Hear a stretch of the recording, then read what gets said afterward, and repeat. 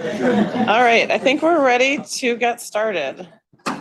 Thank you for your patience while we figured out a few technical details as we switch to this hybrid model of our program. I'm Vicki Fishman with the JCRC. For those of you who may be unfamiliar with the JCRC, our agency is the public affairs and community relations arm of the organized Jewish community in our region, representing more than 100 organizations and synagogues throughout the greater Washington, D.C. area. Our agenda encompasses legislative advocacy at the state and local levels, interfaith and intergroup relations, Holocaust education and awareness, and K-12 education outreach and services. When warranted, we work in coalition with other groups to support and even to initiate legal action related to our agenda. Just this year, we joined the American Jewish Committee and the Brandeis Center in a brief supporting the decision by the DC public school system to prohibit the screening of a virulently anti-Semitic movie at Jackson Reed High School, a decision that was upheld by the local federal district court.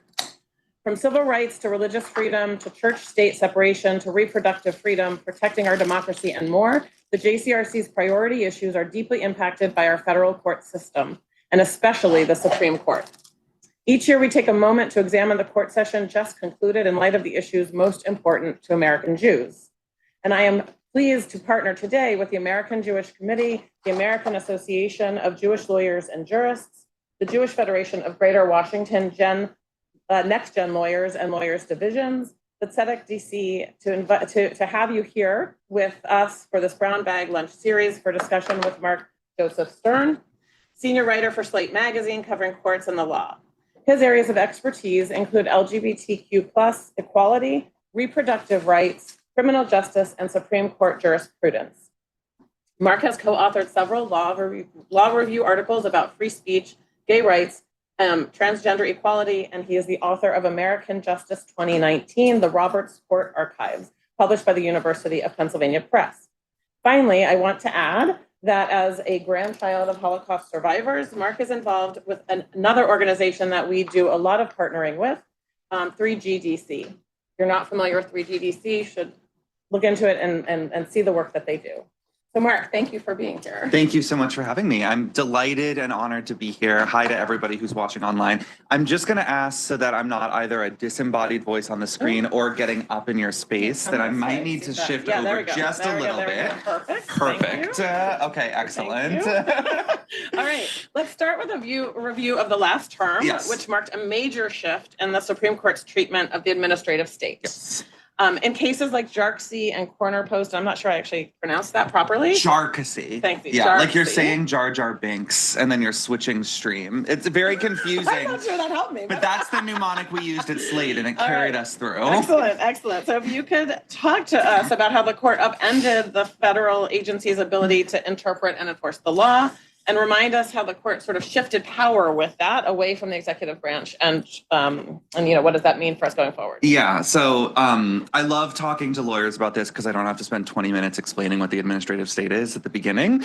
I'm sure everybody here understands the federal agencies that interpret and enforce the law, and many of you have hands-on experience working with those agencies. Last term, those agencies took a major hit in a series of decisions, 6-3 for the most part, that reflected, I think, the Supreme Court's real skepticism about the administrative state's constitutional prerogative to do what it does now and what it has done for more than 100 years, which is essentially to pick up the ball from where Congress leaves it and interpret Congress's statutes and enforce those statutes, even when they might be ambiguous, to address evolving and current problems. So where to start? I guess we can start with the big one last term, which was Loper-Bright, right?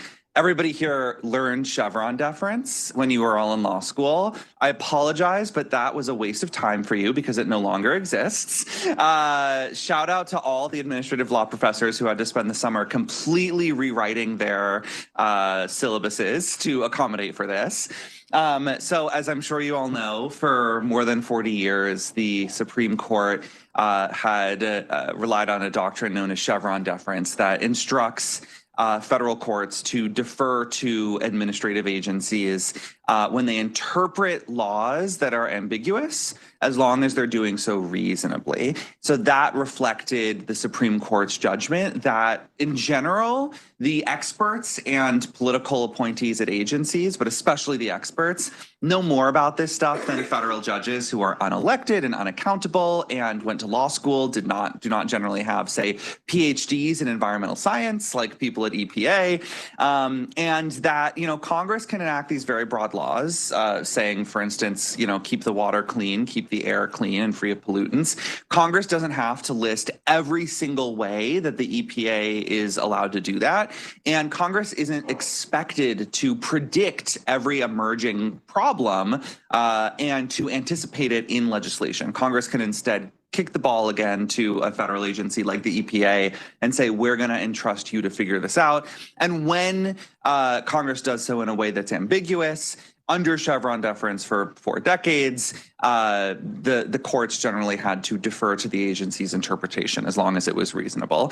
In Loper-Bright, the Supreme Court said no more. It overturned Chevron deference in a thundering 6-3 decision that, again, I think reflects the majority's view that administrative agencies are, if not dangerously unaccountable, then at least undemocratic, which can, I think, be argued. Like, that's a point that some could make, I think, somewhat strongly. The issue is that they're certainly more democratic than unelected federal judges, in my view, who do not answer to any president, who can never really be removed from office, and again, who don't actually have deep expertise in these areas. And yet the Supreme Court said, we don't like that these agencies are doing all this work, they're interpreting these laws, and we're deferring to them. That stops today. And Chief Justice Roberts' opinion for the court said from here on out, agencies get no meaningful deference. We'll see exactly how that plays out in the lower courts, but basically, no meaningful deference to agencies. The federal court should scrutinize their every decision very carefully. The federal court should not defer to the agencies when there's a question of ambiguity or when there's an issue of statutory silence. And that essentially federal judges should be persistently second guessing the choices of these agencies and doing so more in the name of democratic accountability than anything else. This was a major decision by any means, but it's, I think, even more major when it's paired with Corner Post. I'm not going to get into the weeds of Corner Post, but basically Corner Post abolished what had previously been a 6-year statute of limitations for bringing challenges to administrative actions. Previously, everybody had 6 years after an agency took an action to challenge it. Once those 6 years were elapsed, then you couldn't challenge it. Corner Post took that away and said, no. The 6-year clock only starts when a regulated entity is subjected to an administrative action. And so, for instance, if a grocery store or gas station in North Dakota was created yesterday and wants to bring a challenge to some agency rule that has existed for 30 years, it can. The 6-year statute of limitations doesn't actually exist anymore. That was in some ways just as momentous, I think, as Loper-Bright, because what it did was open the door for plaintiffs to challenge everything any agency had ever done. And I think we got a little bit of a glimpse of this in litigation over medication abortion in 2023, when a federal judge in Texas ruled that the FDA's approval of mifepristone in the year 2000, so 23 years earlier, was unlawful and purported to make mifepristone illegal across the entire country. That decision was eventually put on hold and then overturned by the Supreme Court on standing grounds, and I think we'll get to it. But in some ways, that judge was vindicated because he reached back 23 years and said, I can do whatever I want. The statute of limitations doesn't apply. And in Corner Post, the Supreme Court basically agreed with him on that point. And then just sort of wrapping up this trio of cases in Jarkissi. Jarkissi is a case challenging the SEC's ability to bring civil penalties through in-house adjudication, administrative law judges. people many of you have worked with, I found that folks at law firms have wildly varying views of administrative law judges, which is totally fine. I'm not saying that they're all perfect. But in the Dodd-Frank Act, Congress gave the SEC power to bring civil penalties against fraudsters and lawbreakers before administrative law judges through in-house adjudication. That adjudication can be reviewed afterward by federal courts, but the adjudication occurs in-house at the SEC. In Jarkissi, the Supreme Court ruled that that violated the Seventh Amendment, that the defendants in those cases have a constitutional right to demand a jury trial in these cases, which essentially means that it has to happen in federal court. And that is, I think, basically everyone on both sides of this case agrees, going to seriously hobble the SEC's ability to bring this litigation. Because the reality is that the SEC does not have the staff or resources to launch a potentially years-long federal case every time they want to bring penalties against a fraudster. The Justice Department is not going to lend out nearly enough attorneys for the SEC to do so.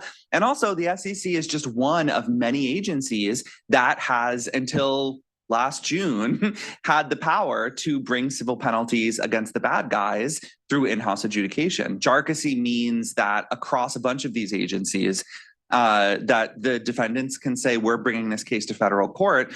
And this is already causing some settlements and some agencies to simply drop actions against potential lawbreakers or alleged lawbreakers because they do not have the bandwidth to bring these cases in federal court. So if you look at all those cases together, what you see again is a lot of hostility toward the administrative state. Libertarians and some conservatives are saying this is wonderful. This is, bringing the Constitution as originally understood back to the foreground. And a lot of the justices in the majority in these cases, especially Justice Gorsuch, frame this as a kind of repudiation of Woodrow Wilson and the New Deal and the progressive movements, developments in the early 20th century to try to make government work for a modern nation.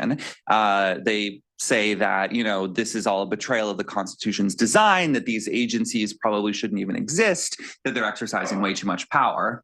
The upshot is going to be, as I said, less enforcement across the board, fewer lawbreakers facing any kind of penalties for breaking the law, fewer regulations in general. I think more regulations getting held up in court. I mean, one of the phenomena that we've seen recently is the rise of nationwide injunctions issued by a single judge in, say, Amarillo, Texas, who can be handpicked by the plaintiffs. We're seeing, these decisions being cited as grounds to block some new federal policy nationwide. And sometimes it stays on hold for years before it reaches the Supreme Court, if it even reaches the Supreme Court. And so, even if you generally trust the Supreme Court to interpret agency actions fairly and apply this brand new post-Chevron paradigm fairly, I think it's important to remember who's going to really be on the front lines of this, not John Roberts and Amy Coney Barrett, but people like Matthew Kacsmaryk, the Trump appointee who blocked the abortion pill, James Ho, a very far-right judge on the Fifth Circuit who has played a huge role in a lot of these cases, and other judges who are frankly auditioning for the Supreme Court, who are extremely ambitious, who are using their role on the lower courts to try to signal to a future Republican presidential administration, you can trust me, I won't betray you, I'll follow the party line. And so even as most Americans, I think, struggle to grasp just how momentous this change is, what we're seeing in the law already is quite momentous, and it's only going to become more noticeable. And in my view, I think more damaging to functioning government as we go on. So the flip side, you're talking about how the court has limited the federal agencies, but at the same time, they've expanded the executive branch. Right. So if you could talk to us a bit about Trump versus United States, where the court declared that presidents do have immunity from criminal prosecution for quote unquote official acts taken in office, which cast doubt on, so many proceedings right now against former President Donald Trump. for election subversion and whatnot. Yeah, I think that's a good framing. It's almost as if the court is extremely hostile toward the people who actually make up the executive branch, who they frame as like beady-eyed bureaucrats scurrying around in their burrows trying to undermine liberty for Americans, and yet wildly deferential to the man who sits in the Oval Office himself, or at least to one man in particular, who is Donald Trump. I know that's a very cynical read, but the decision in Trump versus United States, I think, really leads to that conclusion. So we're all familiar with what happened on January 6th. We're all aware, I think, at this point that Trump was intimately involved in the lead up to that, in fomenting an insurrection at the Capitol, in trying to get fake slates of electors teed up so that the vote in swing states could be nullified and replaced with a sort of a sham vote for Trump, that Trump was working with his top advisors to try to launch sham investigations into the voting in swing states like Georgia, that he just engaged in a very, very extensive campaign to overturn the election. Jack Smith, special prosecutor appointed by Merrick Garland to investigate this, concluded that Trump violated various federal laws in the process, brought an indictment against Trump here in DC. And Trump decided to fight that indictment for election subversion by coming up with a theory that, at least when he first kind of like debuted it, we all, in my world, largely laughed at. And that includes some conservative scholars who are Trump skeptical. Trump claimed that he had something called presidential immunity from prosecution for acts that he took while he was in the Oval Office. The words presidential immunity certainly do not appear in the Constitution. They don't really appear in case law by the Supreme Court, at least as it pertains to criminal issues. There's this decision, Fitzgerald versus Nixon, where the Supreme Court had limited civil liability for presidents, but the court made very clear that this was different from criminal liability. And of course, in US versus Nixon, the Nixon tapes case, the Supreme Court evinced absolutely no concern about criminal proceedings against the president, a criminal investigation into the president for acts that he took while he was in the Oval Office, that he himself attempted at least to dress in the guise of his executive authority. So when Trump came out and said, this is all unconstitutional, you can't prosecute me for this, I think a lot of the reaction among the legal commentary was to laugh and to say, of course, this is bogus. And the district court judge laughed this off, Judge Tanya Chutkan. She said, of course, there's no such thing as presidential immunity. These are laws, these are criminal laws that apply to everyone. They can apply to the president if they're done so fairly. And the president, of course, gets the presumption of innocence, a grand jury indictment, a jury of his peers, all of that. But there's nothing special that prevents the president from facing these charges in the first place. The DC Circuit issued a very similar decision, and a conservative judge, Karen Henderson, she's very much on the right flank of that court. She authored the opinion saying Donald Trump does not get immunity from prosecution. What his actions that he took, they are not subject to any kind of special immunity. They are just the work of a man who is no longer in the Oval Office, who is now a citizen, not a president, and who has to face the music. And yet, when the case got to the Supreme Court, and I had the misfortune of being in the courtroom when they heard oral arguments. I nearly fell out of my chair. Somehow I'm still this naive.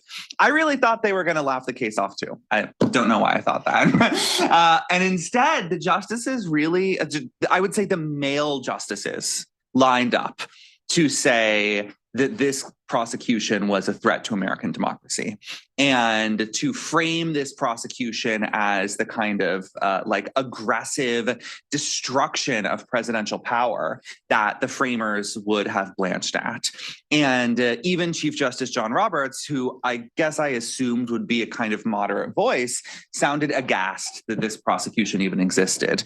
And then we had justices who are notoriously unsympathetic toward every other criminal defense defendant who's ever come to the court, like Sam Alito, just pour his heart out for Donald Trump and suggest in so many different ways that the criminal justice system, which Alito has said over and over again, we can trust it to convict the bad guys, we shouldn't be second guessing these decisions, whatever, that the criminal justice system is fundamentally flawed in a way that can't be fixed and could not possibly produce a fair prosecution or conviction of Donald Trump. I mean, there was a really extraordinary colloquy between Justice Alito and the attorney representing Jack Smith.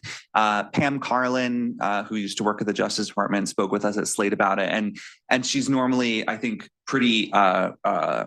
I wouldn't say that she's understated, but she works very hard to put things in context and to not freak out. She was freaked out. Alito essentially suggested that the entire Justice Department is full of partisan hacks who are after Donald Trump and just want to get his scalp, and that we can't possibly trust these people to do a fair prosecution. So the writing was on the wall after oral arguments. The decision came down. It was in most ways a 6-3 vote for Trump to get presidential immunity. The court divided this immunity into like 3 different buckets. There's absolute presidential immunity for when the president is exercising his core power.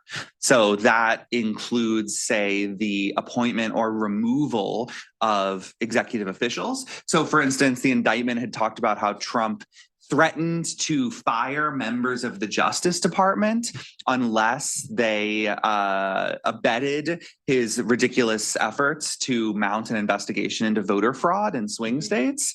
The Supreme Court said that is totally immune from prosecution. That cannot ever come into play in prosecution at all whatsoever, not even as evidence for something that can be prosecuted, because that is a core official act. So as long as the president says, at least plausibly, that what he's doing falls in his core powers, his core constitutional powers, total immunity. And then the court creates a second bucket that is presumptive immunity, which is, this is all very ambiguous. And I think the reporting we got from the New York Times yesterday suggests that John Roberts wrote this opinion in like 6 days, and it shows. It is an incredibly sloppy and cryptic opinion in a lot of ways. But Roberts said there's presumptive presidential immunity for official acts that fall outside his core duties. What counts as official acts that fall outside his core duties? Your guess is really as good as mine. I look forward to finding out when this case inevitably returns to the Supreme Court in 2 years. We just really don't know, because Roberts didn't spend very much time thinking through the taxonomy that he literally pulled out of thin air. And then he said in the third bucket, there's unofficial acts. I guess this would be something like speeding on Rock Creek Parkway that are not subject to immunity and that can be prosecuted. And only those sort of escape the buzzsaw of presidential immunity that prosecutors are about to run into. This, I think, is one of the court's worst opinions. And I think in a lot of ways, this may be John Roberts' legacy. We'll see what happens. A lot of this depends on what happens in November, what happens as this case moves forward. I see this as a first line of the obituary kind of decision for John Roberts. I think that this decision is disgraceful, and I don't think that's a partisan view. I don't want Joe Biden to be able to get away with this stuff. I wouldn't want Kamala Harris to be able to get away with this stuff. I think that presidents should feel boxed in by constitutional requirements that they adhere to the laws that all of the rest of us have to adhere to. And just because Trump seems to be the one presidential candidate who's willing to flout the law doesn't mean that we're safe from a future guy who would potentially do the same thing. And what this decision means in the real world is that the guardrails are off if Trump wins another term. The guardrails are gone, and he's no longer going to feel like he might get boxed in by a court saying, no, you're not allowed to do this, or, the prosecutors are allowed to look into this, because all he has to do is, get a district court judge to say official act out the window. And I think that there is a kind of schizophrenia between the Trump versus United States decision and the Loper-Bright decision, because in Trump versus United States, you have this vision of an incredibly powerful executive who is really king-like. I mean, Justice Sotomayor in her dissent calls him a king above law. And I think that's pretty accurate, and says, the president has to be so powerful and muscular, he has to be able to do whatever the hell he wants. And then in Loper Bright, you have this vision of the executive branch as this like enfeebled stub that can barely enact any kind of policy without getting triple and quadruple guessed by a bunch of different handpicked district court judges in other parts of the country because, we can't trust the executive branch to follow the law. There's this profound hostility toward the executive branch in general, and this deep regard for the president's ability to do whatever he wants. And I guess I can't help but see that mapping on to the current political landscape where it seems that Democratic presidents like Joe Biden maybe do less personally, but encourage agencies to take more robust regulatory action. And Republican presidents like Trump are more centered around themselves and what they personally can do, like attempt to overturn an election. And I guess my one warning to the court would be like, it might not always be like that, And I think there was not a lot of foresight in John Roberts' opinion. According to the New York Times, he thought that he would be celebrated as a hero for this decision. He thought that this would be viewed as a victory for the ages for American democracy. I think that this may wind up in a sort of be careful what you wish for kind of parable, but at the very least, it shows a court that is not going to put serious guardrails on a second Trump term. Wow. All right, backtracking a little bit, you mentioned the Fifth Circuit, and you mentioned that it with its aggressive and ambitious judges. And this seems to be a place where the court is actually kind of showing a bit of restraint. Right.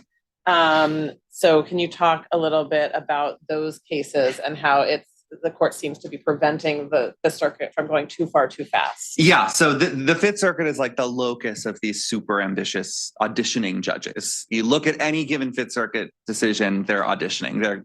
It's not enough for these guys to write the majority opinion. They'll also write a separate concurring opinion going even further, saying, look at me. I'm so smart and conservative. Please pick me for the Supreme Court, which is actually interesting because that's not what Amy Coney Barrett did when she was on the lower court. That's not really even as much what Brett Kavanaugh and Neil Gorsuch did. And I think it reflects an assumption that, again, in a second Trump term, the swings will be bigger. There's, just to briefly take a little tangent, there's a lot of disappointment over Amy Coney Barrett and the conservative legal community. There's a lot of consternation toward her votes that are occasionally independent or moderate.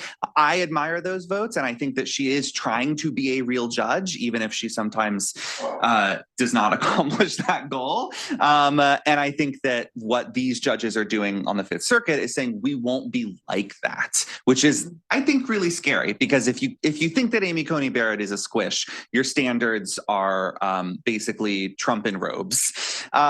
So the Fifth Circuit issued a bunch of decisions over the last few years that have just gone way outside the lines of what I think most reasonable lawyers and judges would consider okay.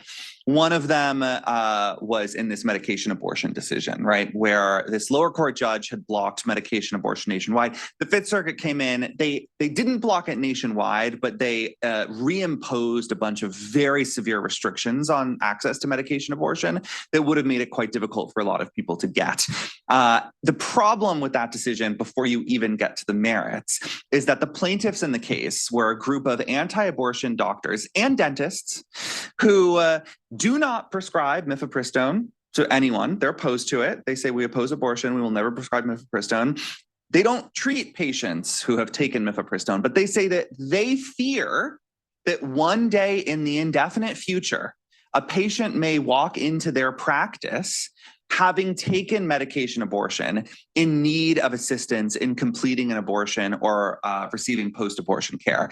And they say treating that hypothetical future patient would violate my conscience and my morality. And I therefore have standing to challenge the legality of medication abortion itself. The Fifth Circuit agreed with that theory of standing. The Supreme Court unanimously did not.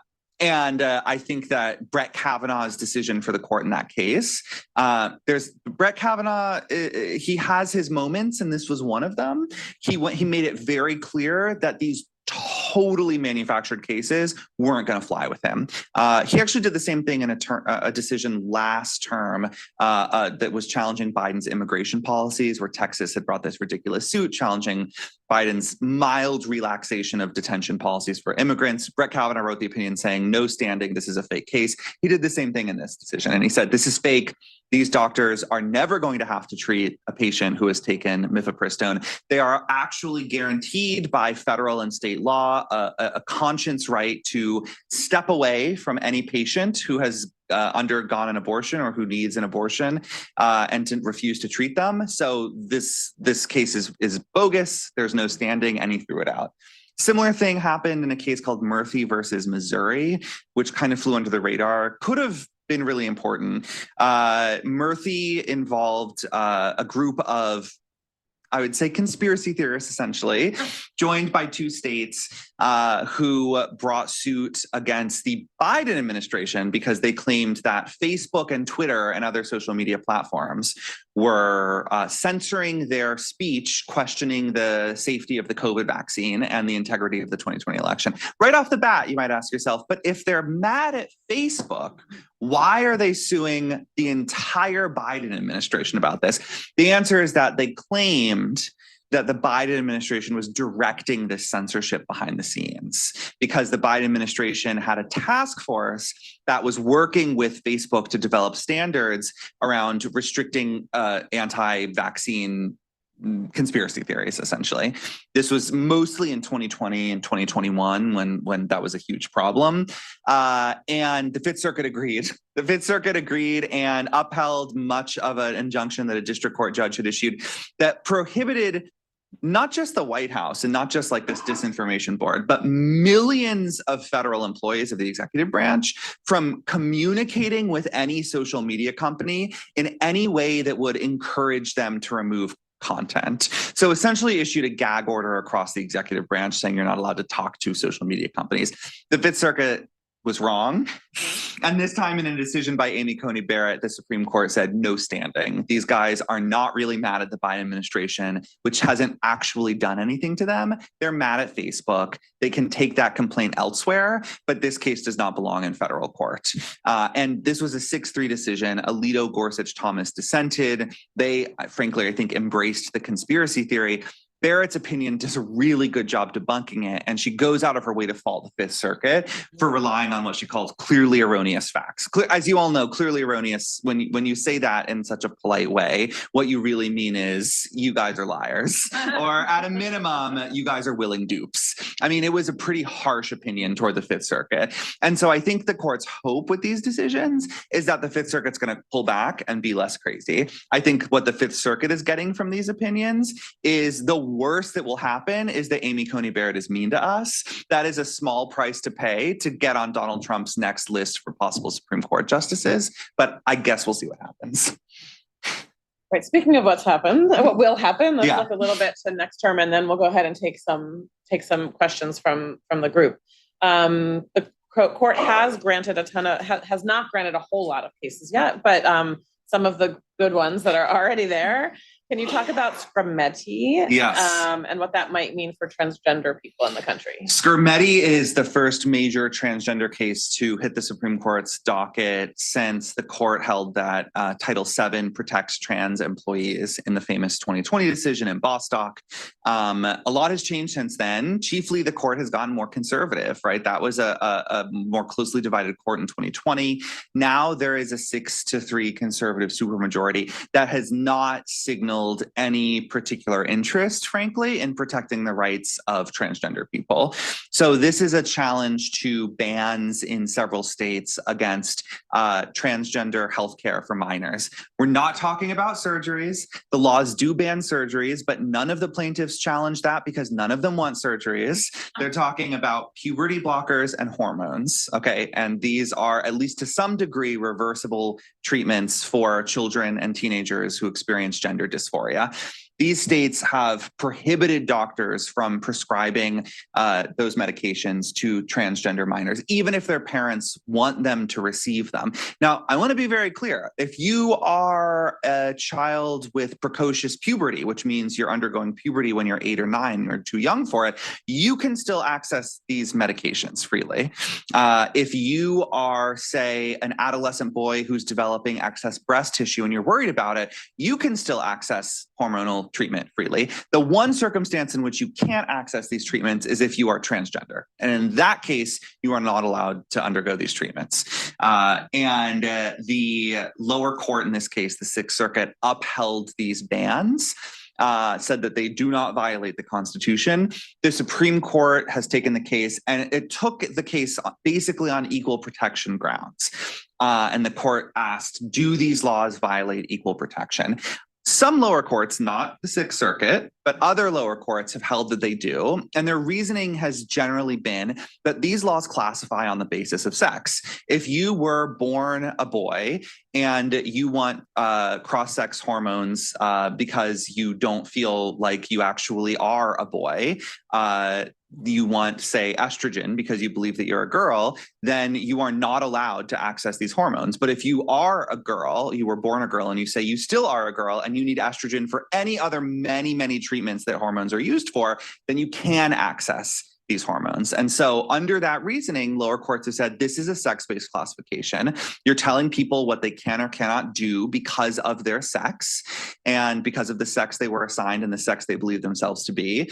It's thus subject to heightened scrutiny. And it fails heightened scrutiny because the significant majority of medical associations in the United States say that these treatments are safe and effective, and that only a very small number of people end up regretting them, which does seem to be borne out by the data. But this is the United States Supreme Court of 2024 that we're talking about. I think it's highly likely that the United States Supreme Court views this case as very similar to Dobbs, the decision overturning Roe v. Wade. I think that the Supreme Court will do less of this kind of very specific precedent-based analysis about, is this a sex-based classification? Does it survive heightened scrutiny? And it'll do more sweeping rhetoric about how we must entrust these decisions to the people and their elected representatives. And we judges shouldn't be getting involved in deciding what rights people are allowed to have in the states. And I strongly suspect that the Supreme Court will uphold these bans. And I'll just add, states aren't just banning these treatments for minors, they're banning them for adults. My home state of Florida has now effectively banned healthcare for transgender adults. I think the court's logic will apply equally to minors and adults. And I think it will be a really devastating decision because this was one of the few tools that transgender Americans have in red states to try to fight back against this kind of onslaught of very restrictive legislation. And I think once the Supreme Court does a Dobbs type thing and says we're leaving it to the people, they're basically going to become refugees within their own country. And if they want to keep accessing healthcare, then they just have to move, which is very depressing in my view. Yeah. All right. I don't know that this is more or less depressing, but moving on to gun cases that are coming up. Can you, Vanderstock versus Garland is challenging the Biden administration's restriction on ghost guns. Yes. Can you talk to us about that and any other in the pipeline? So I'm a little bit optimistic about Vanderstock, which I was optimistic about the presidential immunity case too, and you see how that turned out. So you shouldn't take that for anything. But, this is a case involving the Biden administration's regulation against ghost guns. Ghost guns, you've probably heard of them. They are untraceable guns that are made by essentially ordering a weapons kit online. Until very recently, any of you could have done this. You order a kit that has the parts that you need. You watch a YouTube video, and depending on how good you are with your hands, within about 20 minutes, you've got a functioning firearm. Ghost guns are, according to the Biden administration, a huge problem in crime. They have risen exponentially in crimes across the country. There only used to be like a few hundred ghost guns used in crimes a year. And over the last 4 or 5 years, it's just spiked. Why? Because anyone can buy these on the internet and can put them together, if you can watch a YouTube video and follow instructions. And one of the many problems with ghost guns is that they don't have serial numbers. If you're a licensed firearm dealer, you have to sell guns with serial numbers that, although the system is a little bit patchy, can generally be traced by ATF, and it can help get a lead on who committed the crime with the gun. Ghost guns do not have serial numbers. They also lack a bunch of other features that federally licensed firearms dealers usually have to abide by when selling guns. I mean, it's just the Wild West, right? So the Biden administration came in and said, there's this federal statute that is already on the books that already bans the sale of parts that can be put together to make a gun. We are going to cite that statute as the basis for a new regulation that says that ghost guns are unlawful when they are sold by dealers in a way that violates all of these other requirements. Like they don't have serial numbers, for instance. A bunch of ghost gun manufacturers went to a federal judge in Texas named Reed O'Connor, got him to issue a nationwide injunction against this rule. Reed O'Connor said that ghost guns are fully legal, that there is no federal prohibition against it, that even though federal law bans the sale of weapons parts that can be put together to make a weapon, that through sophistry and, kind of like ridiculous smokescreen of legalese, this regulation is still unlawful. Went up to the Fifth Circuit. Of course, the Fifth Circuit agreed. This is where it gets interesting. Went up to the Supreme Court. The Supreme Court disagreed. The Supreme Court blocked those decisions by a 5-4 vote, with John Roberts and Amy Coney Barrett joining the three liberals. So they ensured that the ghost gun regulation could survive. The case went back down to the district court. Reed O'Connor said, I think I know better than the Supreme Court. I'm going to issue a new decision that is limited. It's no longer going to be nationwide, but it's going to be for the ghost gun companies that are in my court. The Fifth Circuit said, yep, sounds good. We love defiance of the Supreme Court. It went up to the Supreme Court, and this time with no dissenting votes, the Supreme Court blocked the injunction. And so I do think there is a real chance that this could be at least a 5-4 decision to keep ghost guns blocked. And I also think that it's another instance of at least some of the conservatives getting tired of being screwed around with by lower court judges who are obligated to follow their decisions. I mean, this was defiance of a Supreme Court order, pure and simple. And I think the fact that even like Clarence Thomas didn't dissent the second time around shows that maybe they are running out of patience. So those are, I would say, the two big cases on the docket. There are a few more involving environmental permitting, and there are going to be some probably that come up involving the Second Amendment. Maybe the assault weapons ban question will finally reach the Supreme Court this term. That is very actively litigated in the lower courts right now. There's a case out of Maryland that is pending at the Supreme Court. I'm not even going to get into what the court could do there, but this is the main gun case so far. And of the big cases, it's the one to maybe remain a little optimistic about. Any other big cases we should have our eyes on before we turn to questions? Yeah, I mean, just to pick up a beat on like these Second Amendment cases, I think it's so interesting what the Supreme Court did this past term in the Second Amendment case, Rahimi versus United States, which you may have followed. So 2 years ago in the Bruin decision, the Supreme Court struck down New York's ban on or restrictions on concealed carry in a decision by Clarence Thomas that was, I think the technical legal term is cuckoo. It said that any restriction on the right to bear arms is presumptively unconstitutional unless it is shored up by a sufficient number of historical analogs from some period in the nation's history between 1791 and 1868. Exact date, not clear. Didn't bother to clarify. That led to a spate of decisions in the lower courts striking down all kinds of restrictions on guns, including, by the way, a decision striking down the requirement that guns have serial numbers, and that serial numbers cannot be scratched out using a tool. A judge said, well, there were no serial numbers on guns in 1791, so you can't require them to be on guns today, right? And a decision by the Fifth Circuit, surprise, holding that people who are under a restraining order for domestic violence, who have been adjudged by a civil court to be a threat to their intimate partners, still have a Second Amendment right to possess firearms. And this Fifth Circuit threw out conviction of a man named Rahimi who had violently abused, threatened, and shot at his ex-girlfriend and their child, and said that he had a right to those guns, even though he was under a restraining order. The Supreme Court reversed that decision in an 8-1 vote. John Roberts' majority opinion essentially said, just kidding. We did not mean what we said 2 years ago in Bruin. Just because, I mean, and this is the problem, right? There were not domestic abuse laws in 1791. Women were not equal citizens in 1791. Women did not have rights in 1791. Domestic violence was not considered a crime in much of the country until late in the 19th century. And even then, these laws were still in some ways embryonic until the 20th century, when finally the feminist movement pushed for real meaningful lawmaking and enforcement against domestic abuse. To the Fifth Circuit and to Clarence Thomas, who dissented from this, all that history is relevant. And it means that you can't ban domestic abusers from having guns. To the rest of the Supreme Court, and this is encouraging, we have to find encouragement wherever we can. That is not really relevant, because the Supreme Court said, whoa. We need to look at these laws with a higher level of generality. Did states disarm dangerous people in 1791? Did states at least punish people who use their guns in violent crimes and disarm them? Yes. Then we can take away guns from abusers today. That's what the Supreme Court said.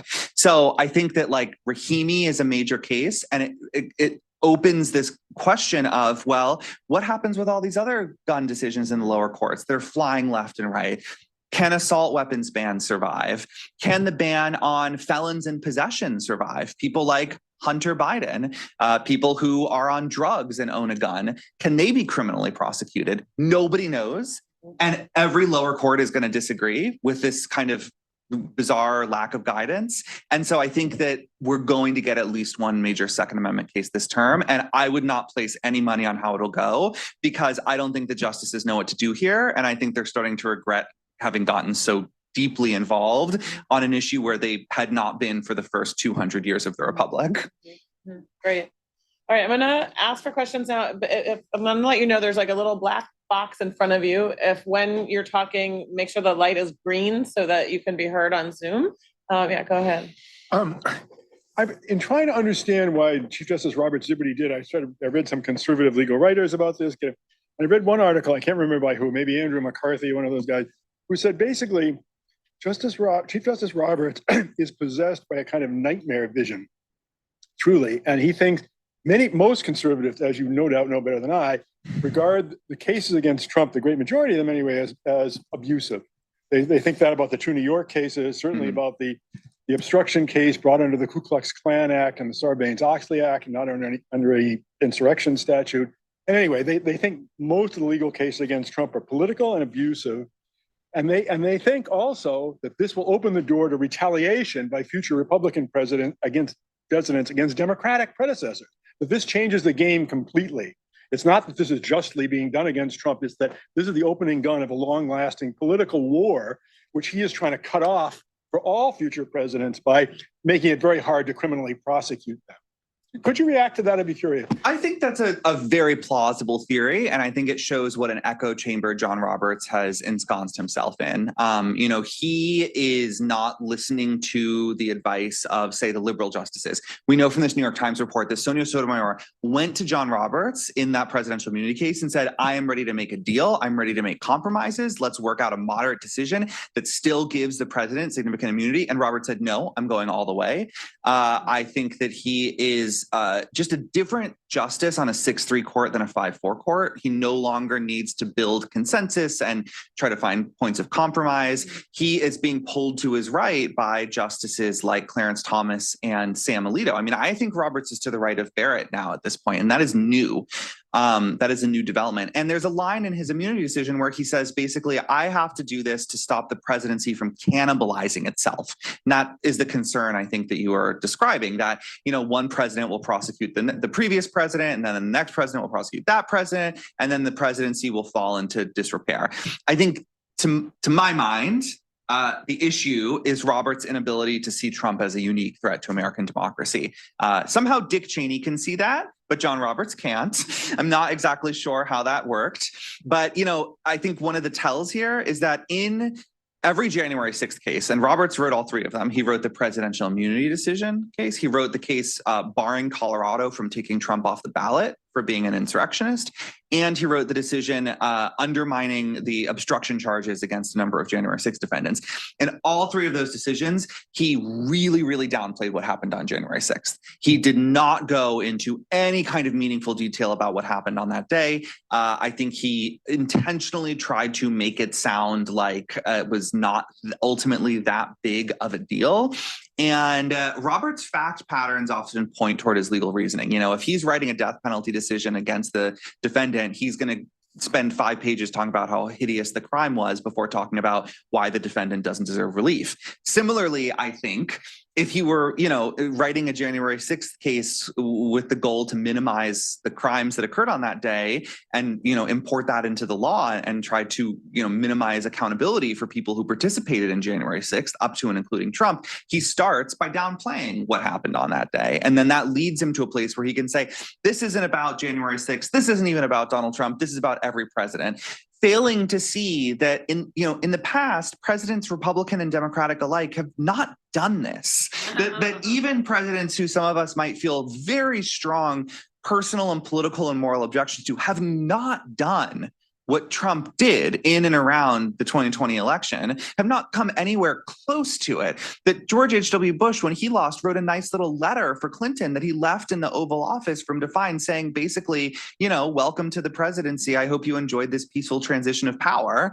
And Donald Trump did the exact opposite. And the chief doesn't seem to care. And so I just feel that this is part of the problem of him being in this echo chamber, where he doesn't see the unique threats that are posed here. And he thinks this is just about protecting the presidency, failing to understand why Trump himself is a much bigger threat to the presidency and to the republic than all of these fever dreams that he has that'll probably never come to pass.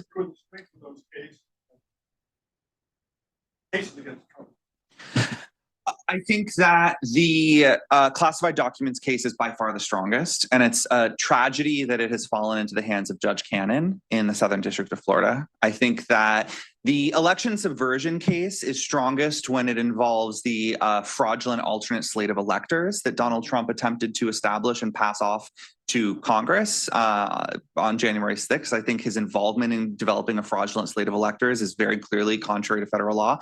Some of the other allegations are maybe a little bit more of a stretch, but the classified documents case, this guy stole these documents. He kept them in his bathroom. He lied about them. He obstructed the FBI's investigation. He's on tape getting his assistant to move them so the FBI wouldn't find them when they came and did a search.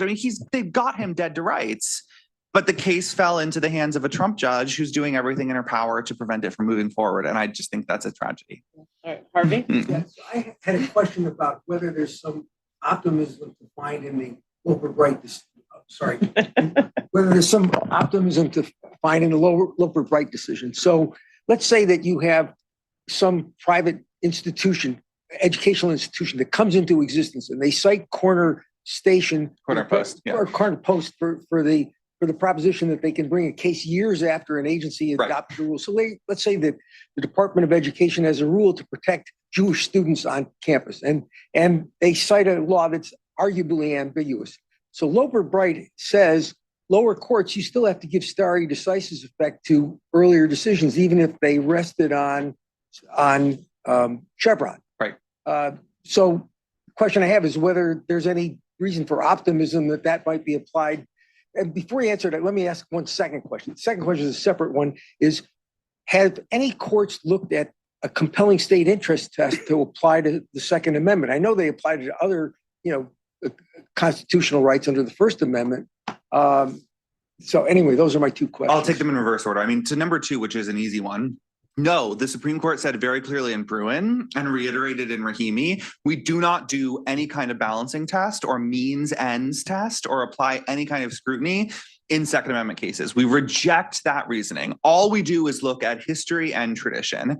Of course, in looking at history and tradition, the court ultimately does what looks a whole lot like a balancing test, right? They say, well, is there this history? How meaningful is the history? How does it apply to the laws we have today and the problems we have today? It looks a lot like they're doing this, but they claim that they're not applying a particular level of scrutiny, that it's just a binary test. Is this rooted in history or no? As to your first question, look, you can spin Loper Bright in a positive direction, especially if you think that administrative agencies are making a lot of bad decisions. And like, I think sometimes administrative agencies clearly do make bad decisions. I mean, there's a Biden action right now to remove protections from an endangered animal. I can certainly understand why environmentalists are happy to not have to deal with Chevron as they challenge that, to give like one example, or your example. But the stare decisis portion of Robert's opinion in that decision is one paragraph. And basically all that he says is, well, there are like, how many, like 18,000 decisions in the lower courts that rely on Chevron. We're not overturning all of them today. And in general, those decisions still carry the force of law, but they're not ironclad. And moving forward, they're not like, they shouldn't be considered ironclad precedent. They can still be questioned. I mean, I think that is going to create a lot of instability in the lower courts. I don't think it's necessarily going to imperil every agency action that's ever happened, but I do think that Roberts uses that kind of cryptic language when he's not quite sure what he wants to happen, and he wants to give it a little time to play out. So I think that Roberts is going to sit back and see how Loper Bright plays out in the lower courts. If it's really destabilizing, then maybe he does come in and say there needs to be more stare decisis given to precedents that are based in Chevron. If not, maybe he gets a little bit more aggressive. But I just think that chapter of this is not yet written. Hi. So just by way of introduction, I'm Richard Fulton. I'm Executive Director of the American Association of Jewish Lawyers and Jurists, which is one of the sponsors of this series. And I'm glad I have some of our folks here as well. And we're the National Voluntary Bar Association of the Jewish American Bar. And just if anybody's interested to hear more, please be in touch with me. So what I wanted to ask you about is a case you haven't talked about. It's actually from the term before this one, which is Groff against DeJoy. Mm-hmm. And that was, of course, a case in which many of us had for years said the court got it wrong Yes. on Hardison years ago. And I agree. And really had not interpreted protections of religious accommodation Right. in a way that made sense and that was attentive to civil rights. So now they've ruled unanimously with an interesting concurrence, but nevertheless unanimously, setting a much more reasonable standard in place. And now the cases are coming down, applying that standard. One of the most notorious of which has to do with a teacher who is saying that they should be accommodated in terms of their religious belief, that they need not address students with their preferred pronoun. And so the question is, we were talking about balancing tests before.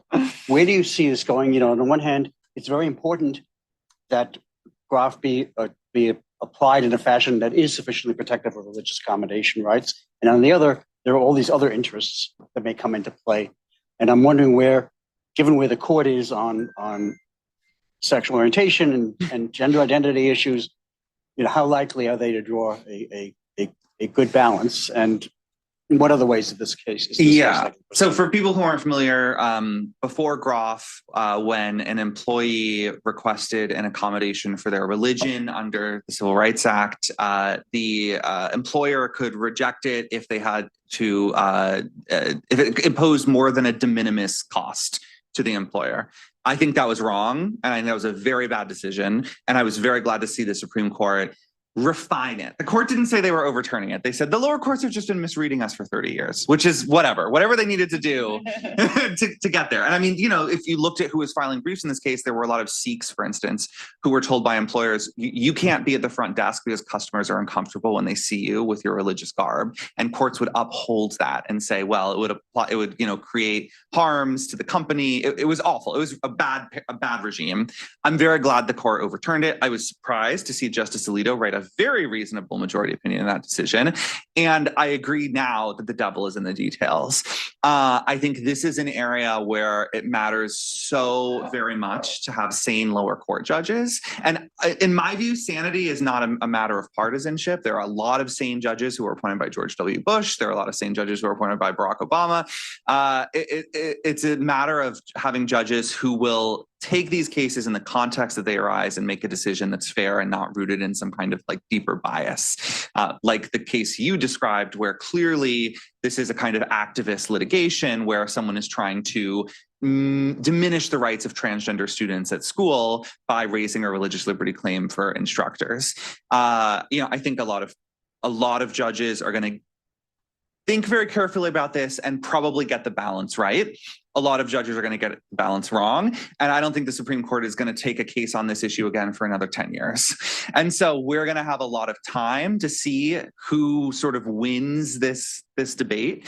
But I'm cautiously optimistic that there will be a lot of judges who take cases like the one you described and say, no, this is a diminishment of of other people's rights, that this is intruding on other people's liberties, that we're not going to sort of refashion that as a religious accommodation. But there are also going to be judges who do take this test in bad faith. And the question will be how long until the Supreme Court reconsiders this and decides to refine the standard again. And again, I just think it's going to be a long time, unfortunately. Okay. Let me go online then. I'd love to take that first one about the 10 Commandments. All right. Yeah. So we have a question from online about the 10 Commandments and it being required in public schools in Louisiana. Can you talk about that? Yeah, I mean, this is such an important case. I'm very curious to see what the Fifth Circuit does here. Of course, it's the Fifth Circuit. I mean, part of what the Fifth Circuit's kind of relentless push to the right is doing is signaling to states within the Fifth Circuit that they can do whatever they want, Louisiana, Mississippi, and Texas, and that whatever, their biggest swings will be upheld. So the question is, there's a Louisiana law that requires the 10 Commandments in school.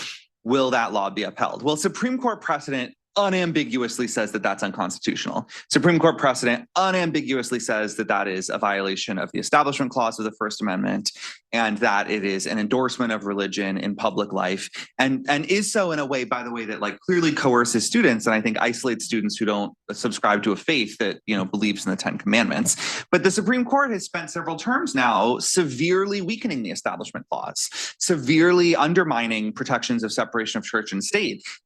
There was a major decision involving a football coach who wanted to pray during games at public school at the 50-yard line. And the Supreme Court said that he actually had a First Amendment right to pray with his team in public during his working hours, during what is supposed to be an educational program. Not only was this like not a violation of the Establishment Clause, but actually this guy had a right to pray at school. And I think that those decisions really do make it unclear whether the current Supreme Court will continue to ban school prayer and continue to ban overt religious symbolism in public schools, especially religious symbolism mandated by the states. I think that maybe there will be 5 justices to stand by this nub of what remains of the Establishment Clause, in part because, frankly, the progressive religious groups, including some of the more provocative ones like the Satanic Temple, have done a very good job showing what the slippery slope looks like here.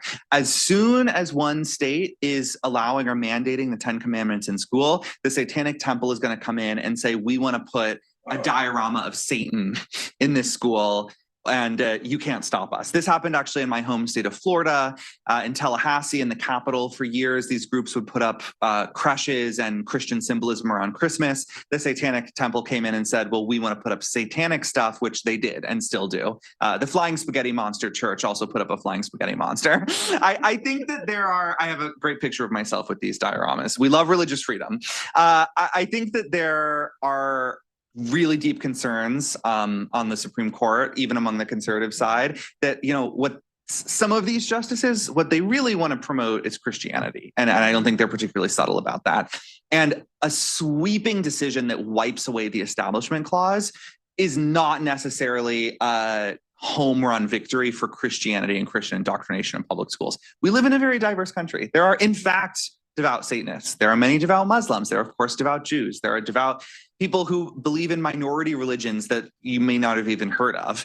And sweep away the Establishment Clause. And once those folks get, say, enough power on the school board of some county you've never heard of, suddenly they're reading the tract of some guy who claims he's the Messiah and forcing every kindergartner to pray and salute to, some religious figurehead. I think a majority of justices will say we don't want to go there, but I'm not 100% confident about it. There are a couple of questions about how do we fix the Supreme Court. So I'm wondering if you want to Thankfully, I have all the comment a little bit answers. about that, right. All you have to do is listen to me. No, I don't have any answers. I have some, I have some thoughts. I think, first of all, educating the public about the Supreme Court is critically important, because what we've seen is that the Supreme Court is, I think, the nation's chief policymaking institution. When you look at any given policy, whether it's affirmative action or abortion or guns, or we could keep going down the list, the major issues of the day, who ultimately decides? It's the Supreme Court. And when they decide, hey, it's time to end affirmative action, they just do it. And when they decide we'd like to hobble the administrative state, they just do it. And crucially here, most Americans, again, probably don't really understand how the administrative state works. The Supreme Court can get away with a whole lot of funny business if what they're doing is not striking down the Clean Water Act, but making the Clean Water Act impossible to enforce. People don't know who to blame. People don't know who to be mad at. So I think educating people about these decisions is a civic duty that we should all be participating in. And I think that, voters need to understand that at the end of the day, when you elect a president, you're also electing 1 to 3 Supreme Court justices. That's essentially what it boils down to. And in 2016, a lot of people who voted for Trump didn't understand that. As we're seeing now with backlash to Dobbs and Republicans who support abortion rights, there were a lot of people who did not want Roe overturned who nonetheless voted for Trump, even though Trump guaranteed that he would vote to overturn Roe versus Wade. And promises made, promises kept, right? And so I think that, I'm not angry at those voters. I just wish that they had a better civic education so that they grasped the implications of what putting this guy in office would mean. And I think, most people have trouble planning for what's going to happen tomorrow. Understandably, it's a complicated and crazy world, and our lives are very complex. But when you're talking about the Supreme Court and a Supreme Court appointee, you're talking about someone who's going to rule us for 30 to 40 years. We need to be thinking about those long time horizons and not getting caught up in the sway of one day's news cycle on politics. Helping more people understand that and thinking not just what will this president do on January 20th, but what will this president's appointees do in 40 years when they're still ruling me? That's the question we need to encourage people to ask. All right, I think we are getting close to time, so I'm going to try to throw 3 questions at you that may all be really big, but see if you can. Okay. So, what of the decisions you've talked about, which could be addressed congressionally and overturned? Also, to what extent, we've talked about very specific rights. We're talking about gun rights, reproductive rights, whatnot. Like, are there other sort of just general civil rights concerns that you see the court addressing? And then finally, what kind of shadow docket are you anticipating with regard to the election? Yeah. Those are all really small, so see if you can get it in. I'll fold the second two into each other, but I'll just say, so the Supreme Court did not say explicitly that Loper-Bright could be overturned by Congress, but Elena Kagan recently went out in public and said the court 99% said that it could be overturned. The court came very close to saying, we're just interpreting the Administrative Procedure Act, and if Congress wants to tell us to do something else, then we'll do something else. It didn't say it quite that explicitly, but it came very close. Congress could overturn Loper-Bright and at least force the Supreme Court to put up or shut up. Congress could also overturn, and I think definitely should overturn Corner Post, because Corner Post is not the kind, it creates a regime that no sane policymaker would ever want. It doesn't make any sense to create a sort of indefinite statute of limitations that you can just set up some shell corporation to get around. It's a ridiculous decision. And Justice Jackson in her dissent says to Congress at the end, overturn this right now because it's nuts. Congress can't overturn jarcossy. That is a decision rooted in the 7th Amendment. And Congress can't overturn, say, the gun rights cases, which are rooted in the 2nd Amendment, right? These are decisions that are based in constitutional provisions. The Supreme Court says we're the ones who decide. But that doesn't mean there's not room for an ambitious Congress to step in and try to limit the damage. On Dobbs, on abortion, nobody knows what would happen if Congress tried to restore Roe v. Wade. Truly, nobody knows. But at least Brett Kavanaugh has suggested that Congress can legislate here and that he would uphold it. And so maybe there's a chance that if Congress enacted a pro-choice law restoring abortion rights, that it would be upheld. I personally think it's worth a shot. On the shadow docket and the election and all of that stuff, I think we're about to enter into the most kind of harrowing point of the Supreme Court's lifespan, which is a modern presidential election. We are already seeing a lot of funny business in the lower courts here. Just last week, the North Carolina Supreme Court issued what I think is a really alarming decision that allowed RFK Jr. the right to remove himself from the ballot long after the deadline had passed for him to remove himself from the ballot, forced the state board of elections to destroy 3 million ballots that had already been printed, forced every county board of elections to violate state law that says mail ballots have to be printed out and sent out by September 6th, put the state in possible violation of a federal law that says ballots have to be sent overseas by September 21st, threw the state into chaos, forced the state to spend millions of dollars redesigning and printing new ballots. That's the kind of thing we're going to be seeing very soon.